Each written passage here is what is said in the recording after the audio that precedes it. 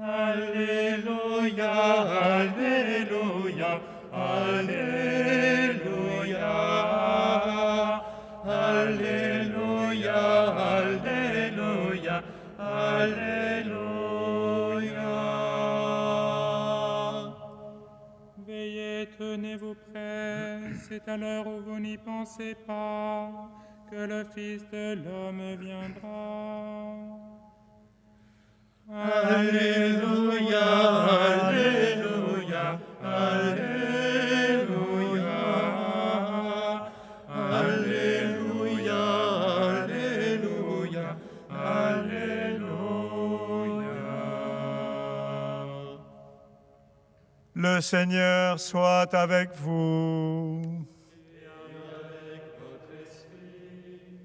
Évangile de Jésus-Christ selon saint Matthieu.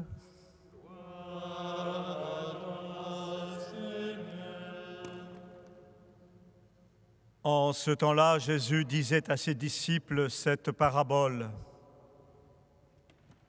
Le royaume des cieux sera comparable à 10 jeunes filles invitées à des noces qui prirent leurs lampes pour sortir à la rencontre de l'époux. 5 d'entre elles étaient insouciantes et 5 étaient prévoyantes. Les insouciantes avaient pris leurs lampes sans emporter d'huile, tandis que les prévoyantes avaient pris avec leurs lampes des flacons d'huile. Comme l'époux tardait, elles s'assoupirent toutes et s'endormirent. Au milieu de la nuit, il y eut un cri. « Voici l'époux, sortez à sa rencontre !»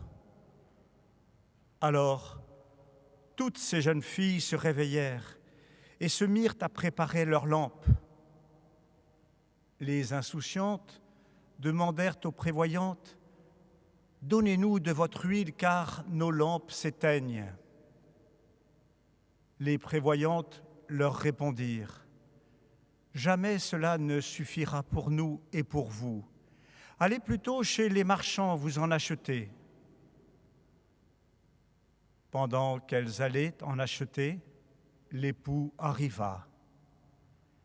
Celles qui étaient prêtes entrèrent avec lui dans la salle des noces et la porte fut fermée. Plus tard, les autres jeunes filles arrivèrent à leur tour et dirent « Seigneur, Seigneur, ouvre-nous !» Il leur répondit « Amen, je vous le dis, je ne vous connais pas. Veillez donc, car vous ne savez ni le jour ni l'heure. » Acclamons la parole de Dieu. Louange à toi, Seigneur Jésus.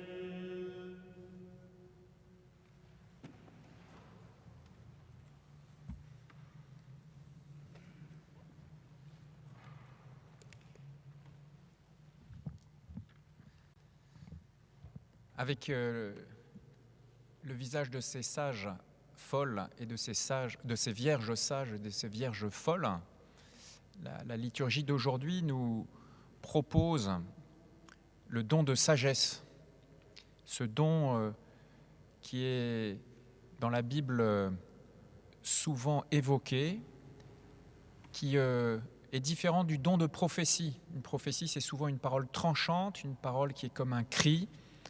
Le sage, lui, a un discours beaucoup plus unifiant. Et je crois profondément que le Seigneur veut nous redire combien il veut répandre ce don de sagesse sur notre communauté en ces temps éprouvés. Et pour cela, le Seigneur nous pose 3 questions. La première, où cours-tu ? Où cours-tu ? Où vas-tu ? La seconde, c'est quelle est ton huile ? Et puis la dernière, c'est quand te poses-tu ? Quand te reposes-tu ? Tout d'abord, où cours-tu ? Le sage, il sait que sa sagesse commence avec la crainte du Seigneur, c'est-à-dire avec la contemplation de celui qui est le début et la fin de toute chose. Le sage est celui qui sait reconnaître cette sagesse qui nous précède toujours, dit le livre de la sagesse que nous avons lu, qui se fait connaître en premier, qui est assise à notre porte. Oui, le sage vise juste parce qu'il se prépare à la venue de l'époux. Il sait qu'à un moment donné, il sera trop tard. Et du coup, ce sage sait affronter la mort, comme le dit saint Paul. Il sait transformer l'angoisse de cette mort en un passage. Ne soyez pas abattus comme les autres qui n'ont pas d'espérance. Beaucoup d'entre nous ont pu être affrontés à la visite de proches à l'hôpital ces derniers temps. Nous avons beaucoup d'aides-soignants, de médecins qui prennent soin du corps, qui du coup développent des protocoles sanitaires pointus, qui visent à éviter toute contagion, voire des graves maladies ou des morts, mais qui ont tendance à faire de nous en quelque sorte comme des homicides volontaires potentiels, et du coup à freiner, voire à refuser certaines visites de proches, d'aumôniers. Comment à ne viser que, j'allais dire, le soin du corps, de l'organisme? Comment à ne viser que la mort corporelle comme crainte fondamentale? Comment en vient-on à oublier le véritable essentiel? Ce qui donne sens à nos vies, à chacun de nos actes, ce qui seul vraiment rassasie l'âme, comble le cœur et rejoint et réjouit le corps. C'est-à-dire cette communion au véritable bien, au véritable beau, à la vérité, la communion avec Dieu. Nous avons, nous, chrétiens, la grâce d'entrer dans cette sagesse divine. Nous avons médité à la Toussaint et puis au 2 novembre comment apprivoiser la mort, comment désirer vivre notre Pâques, notre passage vers la joie éternelle du ciel. Alors soyons certains que le Seigneur veut toujours davantage nous donner de combler l'essentiel, le cœur, l'âme, l'esprit, et que nous pouvons être pour nos contemporains de ceux qui apprennent à viser juste, qui ne passent pas à côté de l'essentiel, de ceux qui ne se laissent pas enfermer dans cette culture techno-scientifique qui voit les choses par le petit bout de la lorgnette, par cette culture de l'efficacité, du résultat, qui trop souvent passe à côté du sens de la vie. Soyons ces témoins. Où cours-tu? Mais quelle est ton huile? Quelle est cette huile que l'on ne peut prêter? Quelle est cette sagesse que l'on ne peut acheter? Cette sagesse que l'on aime, que l'on cherche, que l'on désire, qui est partout, qui est dans chacune de nos pensées, nous dit le livre de la sagesse. Quelle est cette sagesse qui est le fruit d'une longue attente, persévérance, d'un long chemin que personne ne peut faire à ma place? Sainte Mère Teresa disait qu'il s'agissait de la charité, de chaque petit acte de charité qui sont autant de petites gouttes d'huile qui viennent alimenter notre lampe.